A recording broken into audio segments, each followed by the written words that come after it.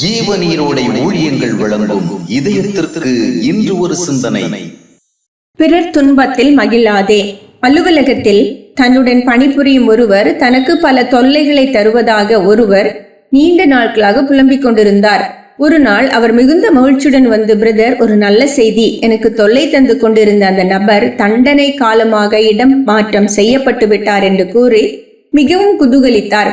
அநீதியாக அக்கிரமமாக செயல்படுகின்றவர்களுக்கு ஏற்படுகின்ற தீங்கான காரியங்களை நாம் கவனிக்க வேண்டும். அதன் மூலம் தவறான செயல்கள் தண்டனைகளை கொண்டு வரும் என்ற விழிப்புணர்வை பெற வேண்டும். அதே வேளையில் நமக்கு தீங்கு செய்தவர்களும் நமக்கு எதிராளிகளாக செயல்படுகிறவர்களும் அடைய நேரிடுகின்ற துன்பங்களை கண்டு நாம் மனம் மகிழுகின்ற நிலைக்கு போய்விடக்கூடாது.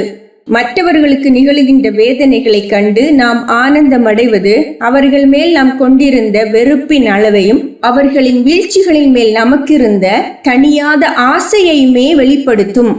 அதனை தேவன் வெறுக்கின்றார்.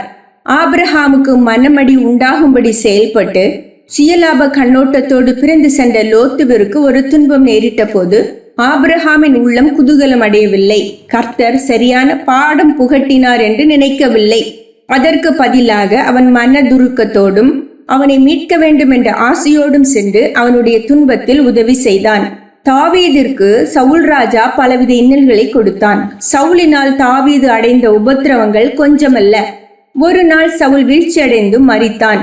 அதற்கு முக்கியமான ஒரு காரணம் நீதிமானாகிய தாவீதுக்கு விரோதமான சவுலின் துன்மார்க்க செயல்களே. ஆயினும் சவுல் வீழ்ந்த செய்தி கேட்டு தாவீது துக்கமடைந்தானே அன்றி குதூகலம் அடையவில்லை. சவுலின் மரணம் அவனை சஞ்சலப்படுத்தியது. அவன் சவுலுக்காக துக்கப்பாட்டு பாடினான். அந்த மனநிலை தேவனை பிரியப்படுத்தியது. தாவீதை உயர்நிலைக்கு தேவன் கொண்டு வந்தார். தமக்கு எதிராக செயல்பட்டு தம்மை துன்புறுத்திய யூதர்கள் மேல் விரைவில் வரவிருக்கின்ற மாபெரும் உபத்திரவங்களை இயேசு முன்னதாகவே கண்டார்.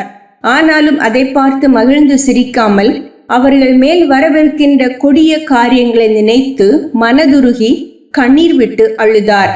நமக்கு தீங்கிழைத்தவர்களுக்கும் நன்மையை எதிர்பார்ப்பதுதான் கிறிஸ்தவம்.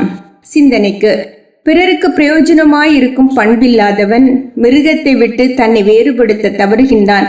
பிறருக்கு பிரயோஜனமாயிருக்கும் பண்பில்லாதவன் மிருகத்தை விட்டு தன்னை வேறுபடுத்த தவறுகின்றான்.